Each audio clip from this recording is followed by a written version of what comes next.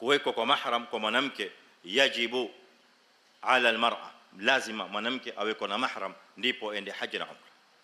Mimi nikizungumza maneno haya nafahamu kwamba katika masala haya kuna aqwali mbalimbali na nyinyi labda mshasikia na mwajua. Kuna qaul alfuqaha, kuna qaul rai madhhab fulani لكن العبره بماذا يا اخوان؟ العبره بالدليل، والدليل والنص واضح وصريح عن النبي صلى الله عليه وسلم. نص ya mtume sallallahu alaihi wasallam iko wazi katika masala haya, haina mjadala. Fi sahih al-Bukhari, jamaa mmoja alimwambia mtume sallallahu alaihi wasallam baada ya kumsikia mtume sallallahu rabbi wa salamu alayhi akisema la tusafiru al-mar'atu illa wa ma'aha dhu mahram. Mtume anasema neno lake kwa masahaba, mwanamke hafai kusafiri isipokuwa akiwa anafuatana na mahram. Mwanamke ni haramu kwake kusafiri safari yoyote ile ambayo inayoitwa safari, kiwango chochote cha mwendo ambao unaoitwa safari, la yajuzu ala lilmar'a an tusafir. ambayo haitwi safari yajuzu. Wa hadha yarji ila madha? Yarji ila urfi an-nas.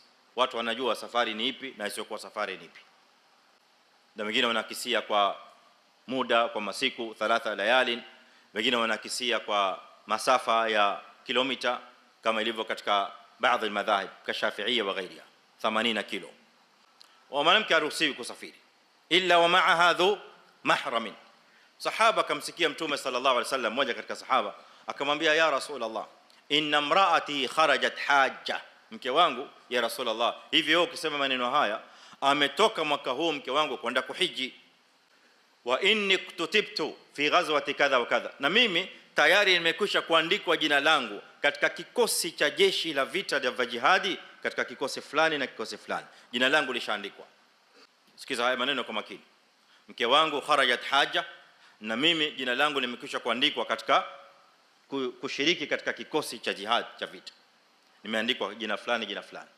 Na maana ya huyu bwana kusema hivi sahabatu Rasulillah sallallahu alaihi wasallam, anamaanisha kwamba jihadi kwake ishakuwa wajib, kwa sababu aljihad imma an yakuna fardhan ala wajiban ala alaini au wajiban ala alkifaya. Mata yakunu fardan ainiyan? Jihad inakuwa fardhan ainiyan fi baadhi alahwal. Miongoni mwa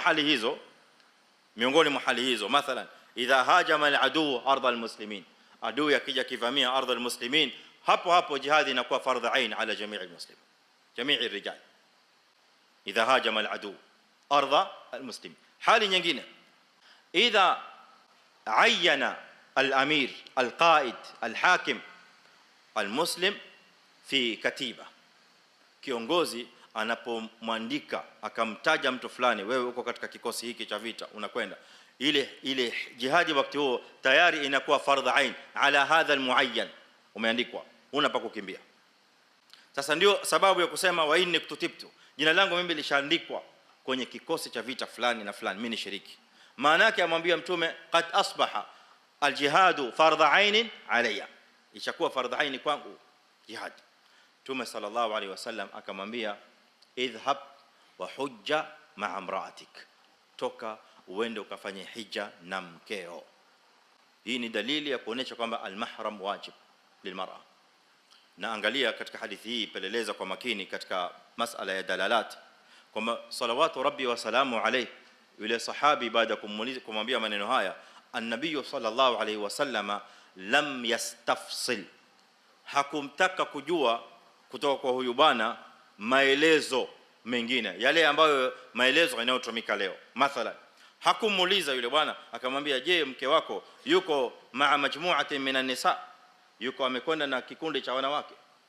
Lam yasal. Alikumuuliza mtume sallallahu alaihi wasallam, huyo mkeo kwani ashafika miaka 60 na 70 au bado ni msichana mdogo? Hakumuuliza. Hakumuuliza huyo mkeo amepita katika njia ambayo ina usalama, it is very safe, ama amepita njia ambayo ina hatari? Hakumuuliza.